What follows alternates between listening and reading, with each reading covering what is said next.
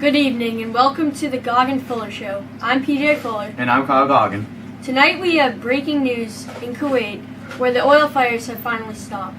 There was a major oil fire where the Iraq soldiers retreated from the Gulf War against the United States and lit off 600 oil fires, causing an environmental disaster 10 months ago.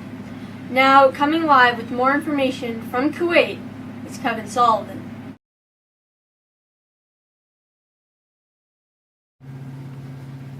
Thanks, PJ and Kyle. Due to the Kuwait oil fires, the food webs are drastically altered. The previous freshwater and nutrients have been polluted with oil. The phytoplankton who previously received nutrients from their water can no longer receive those nutrients due to the fact that the water is polluted with oil. The cephalopods cannot get their energy from the phytoplankton. Likewise, the birds who consume the cephalopods can no longer get their energy as well. As you can see, the Kuwait oil fires have drastically affected this ecosystem. With more information on this topic is an eyewitness, Jake Mitchell. Thanks, Kevin. The oil fires have caused an environmental disaster. The cycles of the atmosphere have changed. First, the carbon cycle was affected because the trees that were burned down released oxygen into the atmosphere, so now it will be more difficult to breathe.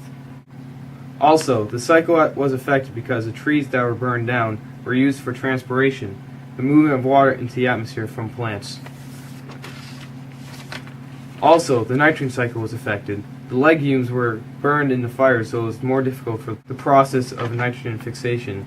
This is a process where legumes convert nitrogen gas into ammonia.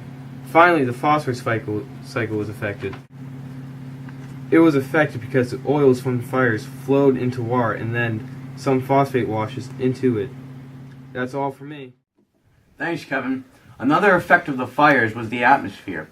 The fires created pollution in the air, which people would breathe in, and it affected their lungs. Also, the smoke in the air affected the weather population over the Persian Gulf. Also, due to the heavy pollution in the water, all of the animals that have drank directly out of it have been subjected to a horrible outbreak.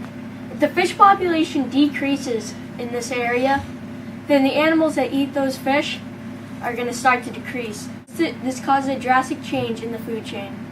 The area of Kuwait will definitely take precautionary measures to make sure nothing of this sort will ever happen again. The amount of labor that has gone into clearing out this oil has been many years.